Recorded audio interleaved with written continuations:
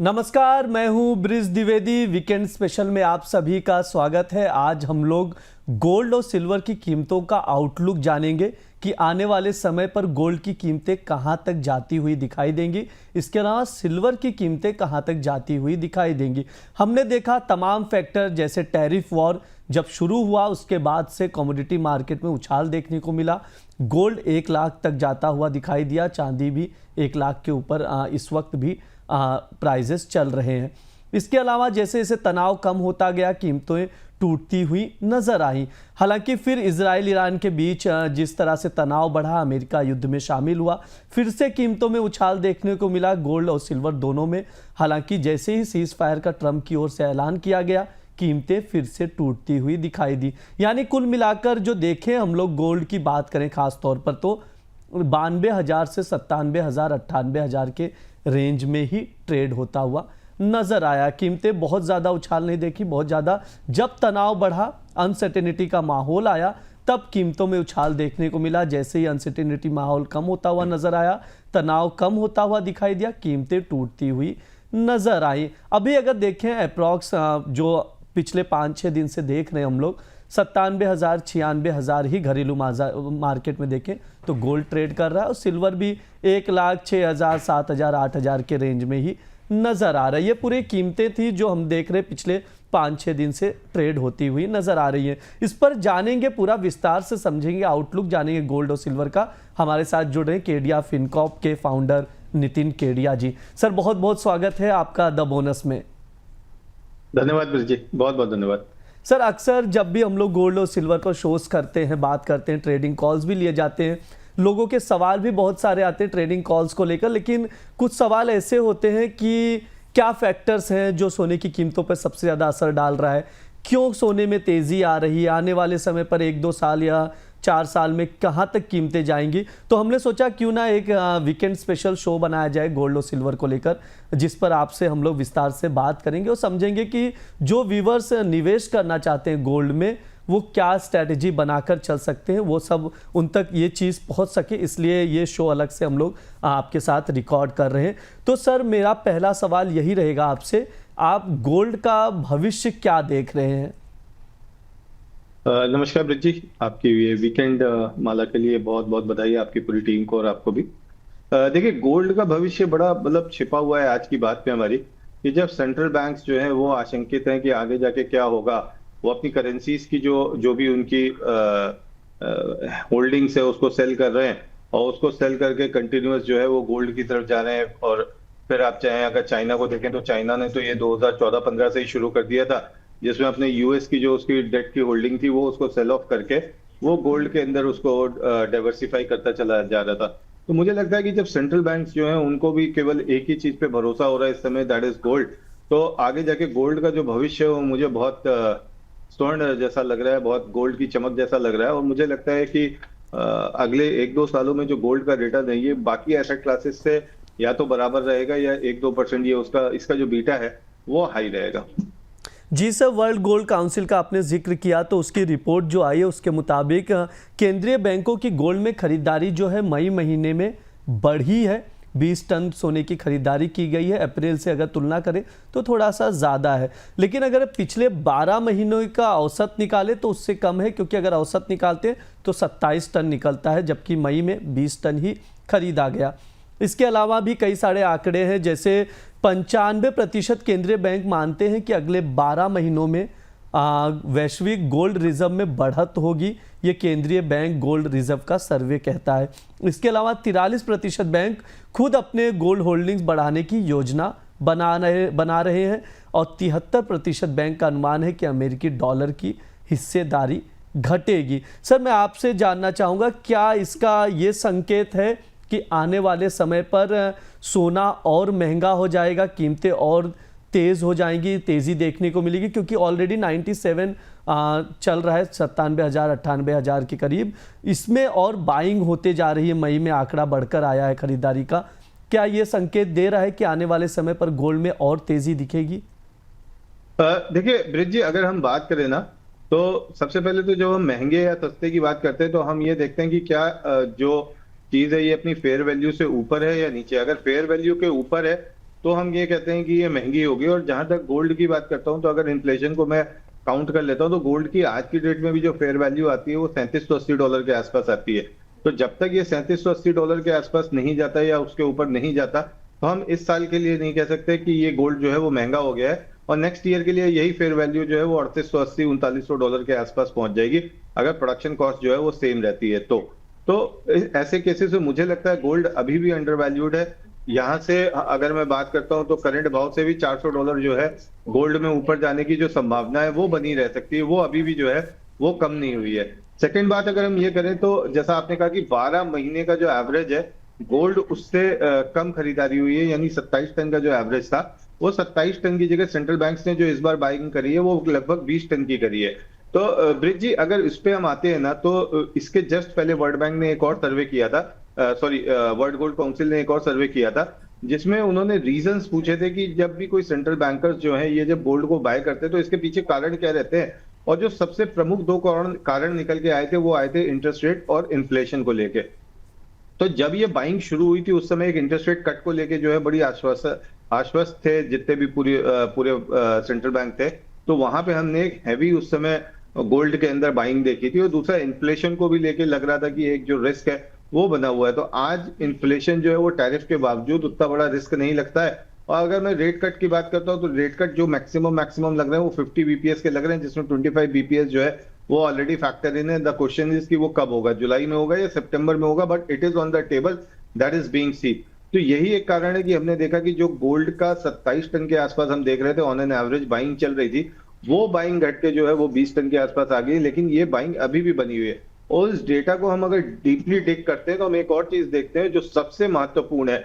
देखिए, चाइना को जो ड्रैगन है वो ऐसे ही नहीं बोला जाता। चाइना को ड्रैगन इसलिए बोला जाता है कि आप वर्ल्ड की जो मैक्सिमम कमोडिटीज है तो उसका एज अ रॉ मटेरियल जो सबसे बड़ा कंजम्पशन है वो चाइना ही करता है। तो अगर चाइना इतना बड़ा कंजम्पशन कर रहा है और उसने इस बार फिर पिछले महीने 2 टन गोल्ड ऐड किया है, तो ये बताता है कि आने वाले समय में चाइना जो है वो अपनी जो उसकी ट्रेजरी होल्डिंग्स है उसमें वो गोल्ड को और ऐड कर सकता है। और अगर चाइना गोल्ड को बाय करता है एज अ ड्रैगन, अगर उस गोल्ड की तरफ आता है, तो गोल्ड का जो भविष्य है वो मुझे बहुत अच्छा लगता है। और मुझे लगता है इन्वेस्टर्स जो है वो गोल्ड में एक अच्छा रिटर्न और अच्छा पैसा आने वाले समय में बनाएंगे। ब्रिज जी। जी बिल्कुल, हाँ, जो इन्वेस्टर्स हैं निवेश कर रहे हैं गोल्ड में, वो आने वाले समय पर अच्छा पैसा बनाते हुए दिखाई देंगे, ये सर की राय है। सर, आप क्या टारगेट ले रहे हैं? अगर हम लोग टारगेट की बात करें, 1 साल, 1.5 साल, 2 साल या 2029 तक पकड़ लें, 4 साल और, क्या टारगेट लेकर चल रहे हैं? यहाँ से गोल्ड कहाँ तक जाता हुआ दिखाई देगा? देखिए, वर्ल्ड में जिस तरह की अनसर्टेनिटीज बन रही है ब्रिज जी, तो उसमें 2029 तक का टारगेट लेना तो बड़ा मुश्किल है। मतलब इट इज जस्ट लाइक अंधेरी में तीर लगाना, क्योंकि साइकिल्स कहाँ घूमेंगी, कहाँ क्या प्रॉब्लम आएंगे, वॉर्स कैसे टर्न अराउंड होंगे, जियोपॉलिटिकल टेंशंस कैसे टर्न अराउंड होंगे, वो थोड़ा सा कहना मुश्किल है। लेकिन अगर मैं सपोज मान लीजिए केवल एक गोल्ड की फेयर वैल्यू या गोल्ड की डिमांड सप्लाई या फिर मान लीजिए गोल्ड के जो टेक्निकल चार्ट्स हैं उसको लेके अगले 4 साल का अनुमान लगाता हूं, तो मुझे लगता है लगभग $4200 के आसपास जो है वो गोल्ड की कीमतें जो है वो आएंगी। और $4200 के आसपास के साथ साथ मुझे ऐसा लगता है कि जो रुपी डॉलर है ये 90-92 के आसपास जो है वो कहीं ना कहीं सेटल होगा। तो आज 3400 के भाव से अगर मैं 4200 लेता हूं तो लगभग 20% ये हो गया। और अगर आप रुपी डॉलर में और 6% की बढ़त ले लेते हैं तो अगले 2029 तक की बात करूं तो मुझे लगता है कि लगभग 25-26% तक की बढ़त देख सकते हैं। तो मुझे लगता है कि कहीं 1.25 लाख रुपए तक का भाव जो है वो हमें मिनिमम साइड पे देखने को मिल सकता है। ब्रिज जी, मिनिमम अगर साइड ले लें तो 2029 तक गोल्ड 1.25 लाख तक तो जाने की संभावना नज़र आ रही है, ये सर की राय है। इसके अलावा सर कई अनुमान भी आए हैं, रिपोर्ट्स भी आए, जैसे सिटी बैंक हो गया, BMI हो गया, ICICI हो गया। तो एक एक करके मैं उनके अनुमान का भी जिक्र कर दे रहा हूँ। अगर जो शॉर्ट टर्म में गोल्ड को देख रहे हैं, सिटी बैंक $3000 से $3500, और 2026 की दूसरी छमाही में $2500 से $2700 के बीच रहने की संभावना नज़र आ रही है। वही BMI जो देख रहे हैं शॉर्ट टर्म में देख रहे हैं $3000 से $3100 के बीच, और ICICI बैंक जो है शॉर्ट टर्म में 3000 से 3200 तक डॉलर रहने जो संभावना नज़र आ रही है, और दिसंबर 2025 तक $3300 से $3500 तक रहने की संभावना नज़र आ रही है। सर, ये जो अनुमान जताए जा रहे हैं, आपने भी ये चीज़ देखी होगी, सर क्या राय है इन अनुमान को लेकर? देखिए ब्रिटी, अभी जो गोल्ड का भाव चल रहा है ये लगभग $3350 के आसपास चल रहा है। और अनफॉर्चुनेटली जब तक ये $3000 के नीचे नहीं आता, तब तक हम ये नहीं कह सकते कि बियर ट्रेंड जो है वो शुरू हो गया है। तब तक हमको यही मानना पड़ेगा कि अगर किसी भी तरह भाव नीचे आता है तो वो एक करेक्शन है। वो उस करेक्शन को हम ऐसे देख सकते हैं कि वहां से हमें एक बाउंस आने की उम्मीद है। तो नियर टर्म में जो मुझे लगता है कि रेंज रहने वाली है गोल्ड की, वो $3000 से $3500 के बीच में रहने वाली है। $3000 के नीचे अगर हम कभी भी वीकली क्लोज देते हैं तो वहां से फिर एक बियर ट्रेंड शुरू होगा, और फिर वहां से हम $2700-2800 का भाव जो है वो आते हुए देखेंगे। तो मेरा मानना है कि जो पहला फेज रहेगा वो $3000 से लेके $3500 के बीच में रहेगा। उसके बाद क्या होगा, जैसे जैसे धीरे धीरे ट्रिगर्स खत्म होते जाएंगे, जैसे अभी हमने देखा कि भले ही 20 टन गोल्ड की बाइंग हुई है, लेकिन वो क्या हुआ है कि 20 टन की बाइंग जो है वो 12 महीने के औसत से कम है। फिर जियोपॉलिटिकल टेंशंस जो है वो धीरे धीरे कम होती जा रही है। ट्रंप शायद ये समझाने में दुनिया को कामयाब हो जाएंगे कि जंग में कुछ नहीं रखा है, जो कुछ है व्यापार पे आप ध्यान दीजिए। तीसरी बात ये है कि रेट घट घट के एक लेवल तक पहुंच जाएंगे, और उसके बाद अगर इन्फ्लेशन का कोई पिक आता है तो वहां से फिर वापस एक डिबेट शुरू हो जाएगी, क्या इंटरेस्ट रेट में हम हाइक देख सकते हैं। और वहां वो पॉइंट होगा जहां पे हम गोल्ड में करेक्शन आते हुए देखेंगे, या हम जहां पे ये कहेंगे कि अब वो समय आ गया है कि जब आप शॉर्ट करिए और पैसा बनाइए। तो उस समय जो गोल्ड के नीचे के टारगेट होंगे वो $2700-2800 लगेंगे। तो मुझे जब तक वो साइकिल नहीं आती है तब तक मुझे लग रहा है कि $3000 से लेके $3500 तक की गोल्ड की प्रोबेबिलिटीज रहने वाली है। जी बिल्कुल, हाँ, शॉर्ट टर्म में अगर देखें तो 3000 से $3500 के बीच ही गोल्ड रहने की संभावना नज़र आ रही है। सर, जब भी इन्वेस्टमेंट की बात होती है तो अक्सर मन में यही आता है कि मैं शेयर मार्केट में इन्वेस्ट कर दूं, रियल एस्टेट में इन्वेस्ट कर लूं, ये मेरे पास ऑप्शन है। हालांकि अब गोल्ड में इन्वेस्टमेंट लगातार बढ़ा है, लेकिन सवाल यही आता है गोल्ड ही क्यों इन्वेस्टमेंट के लिहाज से? देखिए, निवेश को ना आप एक अच्छी भोजन की थाली की तरह मतलब देखिए। वो मुझे पूरी कहावत नहीं याद है कि भोजन में भात होए, घी से मुलाकात होए, साथ में कछु साग होए। तो जब ये पूरी थाली बनती है ना, तब आपको भोजन का आनंद आता है। आप किसी एक चीज से जो है वो डेली सुबह शाम आप भोजन का आनंद नहीं ले सकते। तो निवेश की जब भी बात आती है तो मैं कभी मतलब being in Boolean field also, मैं हमेशा ये कहता हूँ कि गोल्ड जो है वो कभी भी आपके पोर्टफोलियो का 15% या 20% से ज्यादा नहीं होना चाहिए। मैक्सिमम साइड में 20% और मिनिमम साइड में 5 से 6%। देखिए, गोल्ड क्या होता है, गोल्ड रिस्क के समय चलना शुरू होता है और वहां पे वो क्या करता है कि पिछले अपने 10 15 20 साल का जो भी गैप होता है रिटर्न का, उसको पूरा कर लेता है। लेकिन अगर आप लीनियर फॉर्म में ये सोचे कि गोल्ड आपको साल दर साल जो है वो रिटर्न कमा के देता जाएगा, तो वो आपको गोल्ड में लॉन्ग साइड इन्वेस्टमेंट में नहीं मिल सकता। फिर वहां पे आपको गोल्ड का ट्रेडर बनना पड़ता है, जहां पे आप लॉन्ग और शॉर्ट मौके देख के दोनों साइड आप कर सके। तो मेरा मानना है कि यदि आप 10% से 15% के बीच में अपने टोटल इन्वेस्टमेंट का ऑन एन एवरेज गोल्ड रखते हैं, तो इससे आपको दो फायदे होते हैं। एक तो आपका पोर्टफोलियो हेज रहता है, वोलेटिलिटी के जो टाइम्स आते हैं उस वोलेटाइल टाइम में जो है आपको गोल्ड एक हेज देता है। दूसरा जो है, गोल्ड एक ऐसा एसेट है जिसको आप पूरी दुनिया में, अगर आपके पास गोल्ड है तो ब्रिज जी आप उसको पूरी दुनिया में आप कहीं भी इनकैश करा सकते हैं, रात को 2 बजे भी। तो ये दो बेनिफिट आपको गोल्ड देता है। लेकिन मेरा अपना पर्सनल मानना है कि 15 से 20% से ऊपर आपका निवेश जो है वो गोल्ड में नहीं होना चाहिए। दूसरी बात, जो जेवर या गहने हम घर में रखते हैं, जो जो आपके सौंदर्य के कारण रहते हैं या प्रसाधन के कारण रहते हैं, उनको कभी आपको इन्वेस्टमेंट में नहीं गिनना चाहिए। उनको आपको एज अ, जैसे हम कॉस्मेटिक आइटम्स खरीदते हैं या ड्रेसेस खरीदते हैं, उनको आपको बिल्कुल वैसे ही रखना चाहिए कि ये जो हमने आइटम लिया है गोल्ड का, this is not a investment, बल्कि ये हमने एज अ ब्यूटी प्रोडक्ट या हमने एक श्रृंगार का जो प्रोडक्ट है उस तरीके से लिया है। तो उसको हटा के आप 15% तक का गोल्ड रख सकते हैं ब्रिज जी। जी बिल्कुल, अगर निवेश करने के लिहाज से अगर गोल्ड देख रहे हैं तो सर की जो राय है वो ये है कि 10 से 15% आप लोग गोल्ड में इन्वेस्ट करके चल सकते हैं। सर, सिल्वर को लेकर भी आपका आउटलुक जानना चाहूँगा। हम लोग सिल्वर को देख रहे हैं एक रेंज में है, लेकिन लाख के ऊपर पहुँचा है, 1,08,000 7,000 के ही आसपास पूरे हफ्ते हमने देखा। सर, क्या आउटलुक रहेगा, क्या राय है सिल्वर को लेकर आपकी? देखिए, सिल्वर में एक खूबसूरती है कि वो प्रेशियस मेटल को भी फॉलो करती है और वो बेस मेटल को भी फॉलो करती है, बिकॉज ये जो है काफी बड़े पैमाने पे जो है एज अ इंडस्ट्रियल मेटल भी यूज की जाती है ब्रिज। और कॉपर को जो है, कॉपर के साथ जो इसका कोरिलेशन कोफिशिएंट है ये काफी हाई है। मतलब जैसे गोल्ड के साथ इसका कोरिलेशन रहता है उतना तो नहीं है, लेकिन कॉपर के साथ भी काफी हाई है। और कॉपर मार्केट की अगर 1 सेकंड की चर्चा कर लें तो भले ही हमें कल से और आज में एक छोटा सा करेक्शन देखने को मिल रहा है, लेकिन अगर हम यूरोपियन मार्केट्स या साउथ ईस्ट एशिया या कहीं भी जाते हैं तो कॉपर जो है वो आज शॉर्ट सप्लाई में आ गई है, क्योंकि टैरिफ की वजह से कॉपर का जो पूरा सप्लाई है वो यूएस की तरफ शिफ्ट हो रहा है धीरे धीरे करके। और सेकंड थिंग क्या है कि अगर आप इंटरनेशनल कॉन्ट्रैक्ट्स देखेंगे एलएमई के, तो कहीं कहीं आपको बैकवर्डेशन भी दिखाई देगा, जो ये दिखाता है कि स्पॉट में जो कॉपर की डिमांड है वो काफी हाई बनी हुई है।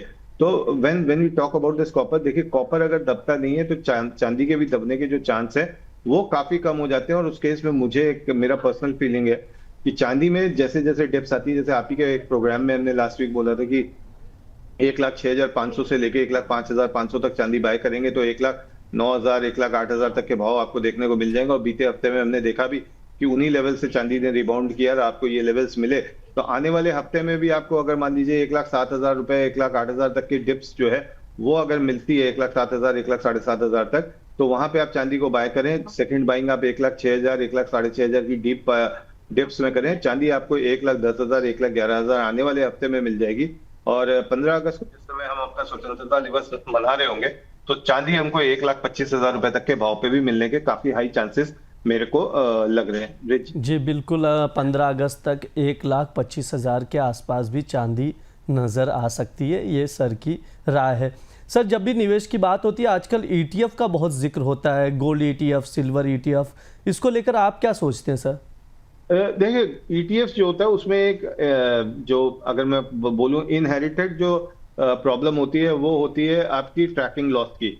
यानी उसमें कहीं ना कहीं ट्रैकिंग लॉस होता है। जैसे लोग ये कहते हैं कि भाई हमने फिजिकल में गोल्ड लिया लेकिन जब बेचने जाते हैं तो हमें पूरा पैसा नहीं मिलता। तो सिमिलरली जब आप ईटीएफ में गोल्ड लेते हैं तो गोल्ड का जो इंट्रिंसिक वैल्यू है वो पूरा का पूरा आपको उसके अंदर नहीं आता। उसका एक तो पहली बार ट्रैकिंग लॉस होता है। सेकंड जो उसके अंदर प्रॉब्लम होती है उसके अपने गोल्ड के फंड मैनेजमेंट चार्जेस होते हैं जो आपको ईटीएफ के अंदर मिलते हैं। तो देखिए आप अगर मान लीजिए लिक्विडिटी हाई रहती है, अगर आप फिजिकल मार्केट में गोल्ड ले रहे हैं, ये मैं सिर्फ इसलिए नहीं कह रहा हूँ कि मेरा अपना एक इंटरेस्ट है या मान लीजिए मैं एक ज्वेलर्स एसोसिएशन को रिप्रेजेंट करता हूँ, मैं ये अपने पर्सनल एक्सपीरियंस से आपको बोल रहा हूँ कि जब आप गोल्ड में रखते हैं तो फिजिकल आपके पास गोल्ड रहता है तो एक तो आपको ये टेंशन नहीं रहती कि रात को 2 बजे भी आपको पैसे की जरूरत पड़ गई तो क्या होगा। आपका लोकल सुनार अपनी दुकान खोल के भी रात को 2 बजे आपको पैसा दे देता है। और सेकंड बात क्या होती है कि अगर आप फिजिकल गोल्ड घर पे लेके आ रहे हैं तो जैसा कि मैंने पिछले प्रोग्राम में भी आपके प्रोग्राम में कहा था कि जो घर की हमारी गृह लक्ष्मी होती है वो काफी खुश हो जाती है और 2-5 दिन जो खाना होता है वो काफी अच्छा मिलता है। तो आपकी हेल्थ भी बनती है और आपकी वेल्थ भी बनती है। जी बिल्कुल, अगर ज्वेलरी खरीद कर ले जाएंगे तो हेल्थ भी बनेगी और वेल्थ भी बनेगी, जैसा सर ने बताया। यानी ओवरऑल अगर हम लोग देखें गोल्ड और सिल्वर में आने वाले समय पर प्राइजेस बहुत अप होते हुए दिखाई देगी, ये सर की राय है। सर, बेस्ट किसे मान रहे गोल्ड और सिल्वर में? एक फाइनल है, लास्ट क्वेश्चन है sir. Silver sir, silver best रहेगा निवेश के लिए, ये सर की राय है। विस्तार से हमने चर्चा की, गोल्ड के आउटलुक को समझा, सिल्वर के आउटलुक को समझा, कौन कौन से फैक्टर्स हैं जो इसकी प्राइजेस पे इम्पैक्ट डालते हैं वो भी हमने जाना। भविष्य क्या रहने वाला है गोल्ड का, कहाँ तक कीमतें जाएंगी, इसके अलावा सिल्वर की कीमतें आने वाले समय पर 3-4 साल में कहाँ तक पहुँचती हुई दिखाई देगी, ये इस पर सर से हमने विस्तार से बात की। तो सर बहुत बहुत धन्यवाद आपका हमारे साथ जुड़ने के लिए, इतनी सारी जानकारी आपने साझा की दर्शकों के लिए, बहुत बहुत धन्यवाद सर। धन्यवाद ब्रिज जी, आपकी पूरी टीम का धन्यवाद कि वीकेंड के दिन जो है आप लोग निवेशकों के हित के लिए काम कर रहे हैं। जी सर बिल्कुल, ये वीकेंड स्पेशल शो है जिस पर गोल्ड और सिल्वर पर हमने विस्तार से बात की। आप लोग भी देखिए, समझिए कि निवेश कैसे किया जा सकता है, गोल्ड में कितना % इन्वेस्ट करें, कितना ना करें, कितना संभल कर निवेश करें, किन फैक्टर्स पर ध्यान रखें। तो ये वीडियो ज़रूर देखिएगा, वीडियोस को शेयर कीजिएगा। धन्यवाद।